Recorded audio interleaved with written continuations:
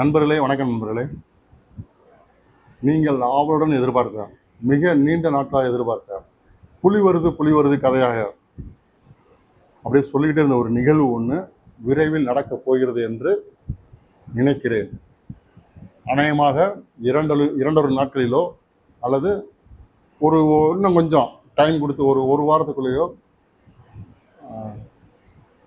நாம் தமிழர் கட்சியின் ஒருங்கிணைப்பாளர் சீமான் அவர்கள் கைது செய்யப்படலாம் என்று ஒரு வதந்தி உலவி கொண்டிருக்கிறது. நாமளும் கேள்விப்பட்டதை வைத்தே சொல்கிறோம். ஏன்னா அந்த கேஸில் 22 பேர் மேலே கேஸ் போட்டுட்டாங்க, 2 பேரை அரெஸ்ட் பண்ணிட்டாங்க. என்ன நடந்தது அப்படின்னா, அதாவது சீமான் திராவிட முன்னேற்ற கழகத்தை தாக்குறது அது வேற விஷயம். கொள்கை ரீதியானது, கோட்பாடு ரீதியானது, அரசியல் ரீதியானது. ஆனால் ஒரு அரசு அதிகாரி, அதாவது தன்னோட ஆடியோ வெளியிட்டார் அப்படின்னு குற்றம் சாட்டி ஒரு தடவை பேசியிருந்தா பரவாயில்ல. இதை மேடைக்கு மேடை திருச்சி எஸ்பி வருண்குமாரை பற்றி பேசிட்டே வந்தார்.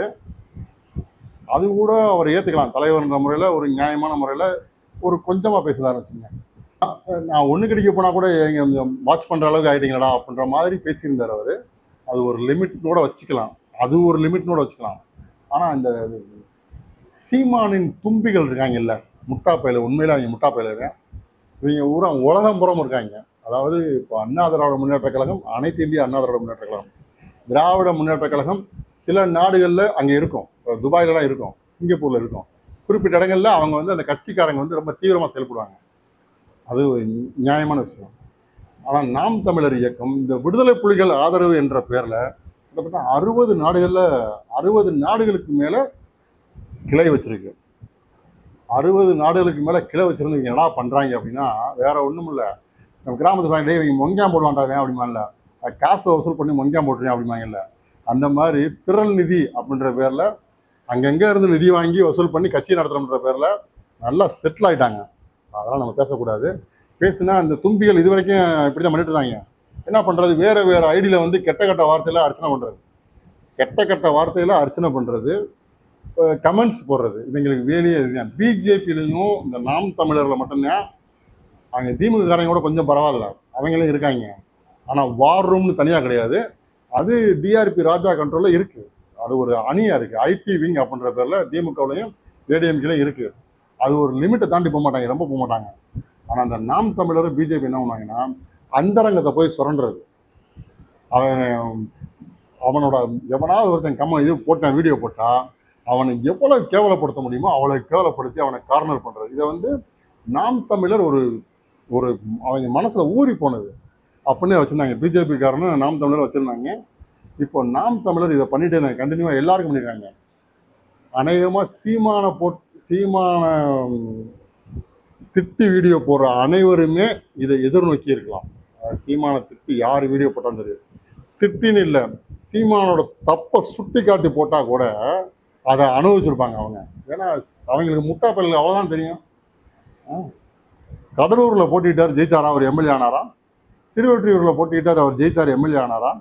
கடலூரில் 5வது இடம், திருவொற்றியூரில் 3வது இடம். புரட்சி கலைஞர் விஜயகாந்த் அவர்கள் கட்சி ஆரம்பித்த உடனே விருத்தாச்சலம் தொகுதியில் போட்டிட்டு எடுத்த உடனே எம்எல்ஏ ஆனார். ஒரு தலைவன்னா அதுதான் நம்ம மெயின். தொண்டைன்னா அப்படித்தானே உழைக்கணும். நாம் தமிழர் கட்சியில் அப்படிலாம் கிடையாது. இவங்க ஒரு குரூப், இவங்க சைக்காலஜி குரூப். என்ன குரூப் அப்படின்னா, நாங்கள் ஊழல் பண்ணாதவர்கள் அப்படின்னு பேசிக்கிட்டு திடுறீங்க. ஆனால் முட்டாப்பர்கள் உங்கள் கைக்கு இது வரைக்கும் அதிகாரமே கிடைக்கலடா, அதனால ஊழல் பண்ணலடா. ஒரு வார்டு மெம்பர் ஆனால் கூட நீ ஊழல் பண்ணியா இல்லையான்றத அப்போதான் சொல்ல முடியும். ஒரு பொறுப்பில் இருக்கணும், அவன் ஊழல் பண்ணாமல் இருக்கணும். அதுதான் இது ஒரு பெரிய விஷயம். இவங்க தான் எதுவுமே ஆனது இல்லையே, இவங்க தான் எதுவுமே ஆக போகிறது இல்லையே, ஒரு வார்டு மெம்பர் கூட ஆக போகிறது இல்லை. நாம் தமிழர் கட்சி எந்த காலத்துலையும் ஒரு சின்ன பொறுப்பு கூட வரப்போகிறது கிடையாது. ஏன்னா அதில் கட்சியாக நடத்துறாங்க அவங்க. ஒரு WhatsApp group, insta group, YouTube shorts group, YouTube video group, இதை தான் பண்ணிட்டு இருக்காங்க. இதை வச்சு திரள் நிதின்ற பேரில் வசூல் பண்ணி வாயில் விட்டுக்கிருக்காங்க. ஒரு வீடியோ கூட, ஒரு ஆடியோ கூட வெளிவாளிச்சு ஒரு லேடியும் சாட்டை துரைமுருகன் பேசிக்கிறாங்க. நைட்டு மட்டுமே 3 லட்ச ரூபா வசூலாயிருச்சு போல திரள் நிதி அப்படின்னு துரைமுருகன் சொல்கிறாரு. நீ தூங்கிட்ட போல, அதுக்கப்புறம் 2 லட்சம் வந்துச்சு, மொத்தம் நைட்டு 5 லட்ச ரூபா அப்படின்றாரு. ஒரு நைட்டில் அவங்களுக்கு வெளிநாட்டிலேருந்து வந்த அமௌண்ட்டு திரள் நிதி மட்டும் 5 லட்ச ரூபா. அதனால நைட்டில் வந்துச்சு அப்படின்னா வேற ஒன்றும் இல்லை, நம்மளாம் தூங்கிக்கிட்டு இருக்கோம். கனடாவில் இருக்கவன், பின்லாந்தில் இருக்கவன், ஃபாரின்ல இருக்கவன் பூரா அப்போ விடிஞ்சிருக்கேன் அவனுக்கு. அவன் பூரா ஒரு $10 $20 இங்கேருந்து உழைக்க போன நான் முட்டா பயிலுங்க அவன் குடும்பத்துக்கு அனுப்பாம கட்சிக்கு அனுப்பியிருக்காங்க நாம் தமிழருக்கு. இவன் என்னமோ திருப்பி ஈழத்தை போய் மீட்டு ஈழத்தை வந்து கட்டமைக்க போகிற மாதிரி. இல்லாத பிரபாகரனை சொல்லியே இவங்க வசூல் பண்ணி இவங்க இருக்கிறவங்க ஆயிட்டாங்க, ஒரு பெரும் பணக்காரன் ஆயிட்டாங்க. சரி, நம்ம அதுக்கெல்லாம் போக வேண்டாம். இப்போ பிரச்சனை என்ன அப்படின்னா, இந்த வாயை வச்சுட்டு சும்மா இருக்க வேண்டியானே, ஆட்டை கடிச்சு மாட்டை கடிச்ச கதையா நேராக போய் திருச்சி எஸ்பி வருண்குமார்ட்ட வம்பெடுத்தாங்க. சீமான் பேசினாருன்னா சீமானுக்கு தகுதி இருக்கு, நாளைக்கு கேஸ் பார்ப்பாரு. கேஸ் பார்க்க முடியல, அரெஸ்ட் பண்ணுற ஒரு சூழ்நிலை வருது அப்படின்னா சீமான் என்ன பண்ணுவாருங்க நினைக்கிறீங்க? சீமான் ஒரு மனிதன், அவரும் ஒரு மனிதன். எல்லா மனிதனுக்கும் சில நேரத்தை சொல்லுவாங்க, இந்த நிதிஷ்குமார் ஏன் அடங்கி போறாரு அப்படின்னா ரெய்டுக்கு பயந்து அடிப்பாங்க. சந்திரபாபு நாயுடு ஏன் அடங்கி போறாரு அப்படின்னா ரெய்டுக்கு பயந்து அடிப்பாங்க. ஜெகன்மோகன் ரெட்டி ஏன் அடங்கி போறாரு அப்படின்னா ரெய்டுக்கு பயந்து அடிப்பாங்க. அப்போ எல்லாருக்குமே ஒரு கார்னர் பாயிண்ட்னு ஒன்று இருக்கும். ஸோ அதுக்கு பயந்துதான் ஆவாங்க, இல்லை பயந்துதான் ஆகணும். அப்படி சீமானுக்கு ஒரு பாயிண்ட் இருக்கும், சப்போஸ் கார்னர் பாயிண்ட் இருக்கும். கண்டிப்பாக அப்படி ஒரு சூழ்நிலை வரும்போது சீமான் என்ன பண்ணுவார்? பிஜேபிக்கு தூது விடலாம், நான் அடுத்த எலெக்ஷன் அவங்களோட கூட்டணிக்கு வரேன் அப்படின்னா, இல்லை வேற கட்சிக்கோ, இல்லை வேற பவர் பாயிண்ட்டுக்கோ, வேற எதுக்கோ, இல்லை எது வேணாலும் நடக்கலாம். திமுக கூட பெரும்புள்ளியில் கூப்பிட்டு நான் இனிமேல் குறைச்சிக்கிறேன் அப்படின்னு கூட சொல்லி பேச்சுவார்த்தை நடத்தலாம். ஸோ ஒரு தலைவன் எப்படியாவது தப்பிச்சுடுவாரு. ஆனால் இந்த முட்டா பையில கூட இருக்க தும்பிகள் என்ன பண்ணிட்டாங்க, எஸ்பி வருண்குமாரை கண்டபடி ஜாதியை சொல்லி தான் திட்டி எழுதுனது இல்லாமல் அவங்க அம்மாவை பற்றி, அவர் ஒய்ஃபு, அவங்க ஒரு எஸ்பி பந்திதா பாண்டின்னு நினைக்கிறேன் அவங்க பேர், புதுக்கோட்டை எஸ்பியாக இருக்காங்க. அவங்கள பற்றி, அவங்க எஸ்பிலாம் யோசிச்சு பாருங்க, ஐபிஎஸ் அதிகாரிங்க, வருண்குமார் ஐபிஎஸ். இவங்களை பற்றிலாம் கண்டபடி எழுத ஆரம்பித்தாங்க இன்ஸ்டாவிலையும் மற்ற கமெண்ட்ஸ்லையும். இதை சில பேர் ட்ராக்கே பண்ணிவிட்டாங்க போல அவருக்கு.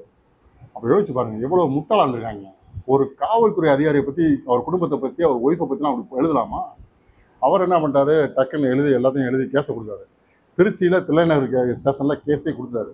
என் குடும்பத்தை பற்றி, என்னையை பற்றி இப்படி அவதூறாக பேசுகிறாங்க அப்படின்னு சொல்லி 22 பேர் ஐடியோடு எடுத்து, அவங்களோட இன்ஸ்டா ஐடி, மற்ற ஐடியில் இருக்க பார்த்தீங்கன்னா ஜிமெயில் ஐடி எல்லாத்தையும் எடுத்து மொத்தமாக கொடுத்தாரு. அந்த 22 பேரில் யாருன்னா சீமான் முதல்ல இருக்கார், சாட்டை துரைமுருகன் இருக்கார், இடும்பாவனம் கார்த்தி இருக்கார், அதுபோக இன்னும் ஒரு 19 பேர் இருக்காங்க. அந்த 19 பேரில் 2 பேர் தூக்கிட்டாங்க. மதுரையிலேருந்து திருப்பதினு ஒருத்தர், விருதுநகர்லேருந்து கண்ணன் ஒருத்தர். இந்த 2 பேரையும் தில்லைநகர் போலீஸ் வந்து அரெஸ்ட் பண்ணல. ஒரு தனிப்படையை திருச்சியிலேருந்து தூக்கிட்டு போய் வச்சு குமுறுன்னு குமுறிச்சு போல. இது குமுறின ஒன்று அதுக்கு ஒரு வீடியோ போடுறாங்க நாம் தமிழர்லேருந்து, அவங்க அங்கீகரிக்கப்பட்ட ஒரு சேனல்லேருந்து ஒரு வீடியோ. போலீஸ் அவங்க பண்ண 2 பேரும் பண்ண தப்பு தான், அதுக்காக போலீஸ் போய் அடிச்சிருக்க கூடாது அப்படின்றாங்க. ஆனால் முட்டா பேரில் அவங்க தப்பு பண்ண அடிதானே செய்வாங்க. ஒரு அரசியல் தலைவரை தப்பாக விமர்சிக்கிறதே தப்பு. அது தப்பானா நான் சொல்றது ஆதாரம் இல்லாமல். நாம சேனலில் வந்து கருணாநிதியை பற்றி பேசுவோம், எப்போதுமே பேசுவோம். கருணாநிதியை பற்றி பேசுறதெல்லாம் வந்து நாம் ஒரு புக்கில் இருந்தோ ஒரு நோட்ஸில் இருந்தோ நம்ம எடுக்கிறோம் அப்படின்னா அவங்க ரெஃபரன்ஸ் இருக்கு. கருணாநிதியை பற்றின ஒரு உச்சகட்ட புகார் ஒன்று இருக்கு. அதை வந்து கருணாநிதியை பற்றின ஒரு உச்சகட்ட புகார் என்ன அப்படின்னா, அண்ணாமலை பல்கலைக்கழகம் அவருக்கு டாக்டர் பட்டம் தருது. அந்த டாக்டர் பட்டம் தரும்போது அதுக்கு எதிர்ப்பு வருது, அவருக்கு டாக்டர் பட்டம் கொடுக்கக்கூடாது அப்படின்னு. அதை எதிர்த்த மாணவர்களில் சிலர் என்ன பண்ணுறாங்க, ஒரு நாய்க்கு டாக்டர்னு ஒரு லேபிள் கட்டி விட்டு அதை இது வெளியிடுறாங்க, ஃபோட்டோ எடுத்து இது பண்ணுறாங்க. ஸோ அப்படி ஒரு போராட்டம்லாம் பண்ணுறாங்க அவங்க அண்ணாமலை கல்லூரி மாணவர்கள், அண்ணாமலை கல்லூரி பல்கலைக்கழக மாணவர்கள் வந்து போராட்டம் பண்ணுறாங்க, டாக்டர் பட்டம் கொடுக்கக்கூடாது அப்படின்னு. அப்போ என்ன ஆகுது, அந்த போராட்டத்தில் முன்னின்ற ஒரு பையன், உதயகுமார்ன்ற ஒரு பையன் காணாமல் போயிட்டான். அந்த எப்போ காணாமல் போனேன் அப்படின்னா, டாக்டர் பட்டம் கொடுத்து முடிச்சு அன்னைக்கு ஈவினிங் காணாமல் போயிட்டான். மறுநாளில் 2 நாள் கழித்து அவனோட உடலை வந்து பக்கத்தில் இருக்க ஒரு ஓடையிலேருந்து எடுக்கிறாங்க. தண்ணியில் கடந்து உப்பி போச்சு. உப்புனதில் அவன் ஆளே அடையாளம் தெரியல. உப்புனதில் ஆள் அடையாளம் தெரியாமல் போனால் பெற்றவர்களுக்குமா தெரியாமல் போயிடும். அவனோட ட்ரெஸ்ஸு, அந்த போட்டிருந்த காலரில் இருக்க டெய்லர் கடை, இல்லை ஏதோ ஒரு அடையாளம் தெரியாமல் போவான் பெற்றவங்களுக்கு. அந்த பெற்றவங்களும் என் மகன் உதயகுமார் இவன் இல்லை அப்படின்ட்டாங்க. அந்த உதயகுமார் என்ன ஆனானே தெரியல. ஒரு விஷயம் யோசிச்சு பாருங்க, தான் பெற்ற பிள்ளைய இல்லை யாருன்னே தெரியல அப்படின்னு அந்த பெற்றவங்க சொன்னாங்க அப்படின்னா, அப்போ அன்றைய அரசின் அழுத்தம் எவ்வளோ இருந்திருக்கும் அந்த உதயகுமாரோட அப்பா அம்மாவுக்கு. இதெல்லாம் அந்த புத்தகத்தில் சுட்டி காமிச்சிருக்காரு முத்துக்குமார் அவர்கள். ஸோ அது வந்து ஒரு கரும்புள்ளி கருணாநிதிக்கு. அந்த டாக்டர் பட்டம் கொடுத்த நிகழ்வுல வந்து ஒரு கரும்புள்ளி. இதை நாம சொல்லலை, திராவிட முன்னேற்ற கழகத்தின் சொம்பு, திராவிட முன்னேற்ற கழகத்தை மட்டுமே தூக்கி பிடித்து எழுதும் திரு முத்துக்குமார்னு ஒரு எழுத்தாளர் இருக்காரு, உங்களுக்கு தெரியும், நல்ல நல்ல எழுத்தாளர், அருமையான எழுத்தாளர். அவரே எழுதியிருக்காரு திராவிட இயக்க வரலாறு அப்படின்னு நினைக்கிறேன் அந்த புக்கு பேரு.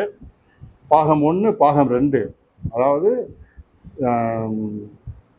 77க்கு முன்னாடி வரைக்கும் 2000 வரைக்கும் 2 பார்ட் எழுதியிருக்காரு. உண்மையிலே அருமையான புத்தகம். அந்த புத்தகத்திலே அதை அவர் குறிப்பிட்டிருக்காரு. முத்துக்குமாரே குறிப்பிட்டிருக்காரு. இன்னைக்கு திராவிட முன்னேற்ற கழகத்தின் சொம்பு அவர். இன்னைக்கும் அவர் திராவிட வைரமுத்து எப்படியோ கவிஞர்ல, அது மாதிரி எழுத்தாளர்ல முத்துக்குமார் வந்து திமுக எழுத்தாளர் தான். அவர் அம்மா பத்திலாம் ரொம்ப ஓவர் எழுதியிருப்பாரு. அந்த முத்துக்குமாரே அதை குறிப்பிட்டிருக்காரு. ஸோ இப்படி ஆதாரபூர்வமாக நம்ம பேசுவோம். நம்ம ஒரு புது செய்தி சொல்ல முடியாது. கருணாநிதி அங்கே அப்படி பண்ணிட்டாரு, இங்கே பண்ணிட்டாரு சொல்ல முடியாது. நம்ம என்ன படித்தோமோ, என்ன கேள்விப்பட்டோமோ அதுக்கு ஆதாரம் இருந்தால் நம்ம அதை பேச போகிறோம். ஆனால் அந்த சீமானின் தம்பிகள் இருக்காங்க, இந்த முட்டா பயிலுங்க, இவங்க எஸ்பியை பற்றி கண்டபடி எழுத ஆரம்பிச்சிட்டாங்க.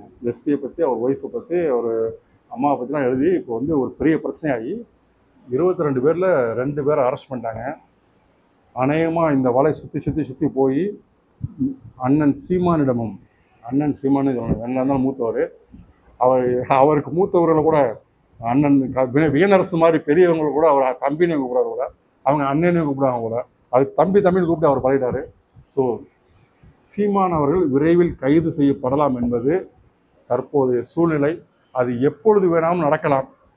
நான் சொன்ன மாதிரி இந்த பேக்கரி டீலிங் மாதிரி ஏதாவது நடந்து, வடிவேல் பண்ணுவார்ல இந்த படத்தில், கிரி படத்துலையா, பேக்கரியை நான் வச்சுக்கிறேன், எங்கள் அக்காவை நீ வச்சுக்க அப்படின்ற மாதிரி ஏதாவது ஒரு டீலிங் நடந்து சப்போஸ் சீமான் தப்பிச்சாலும் தப்பிக்கலாம்.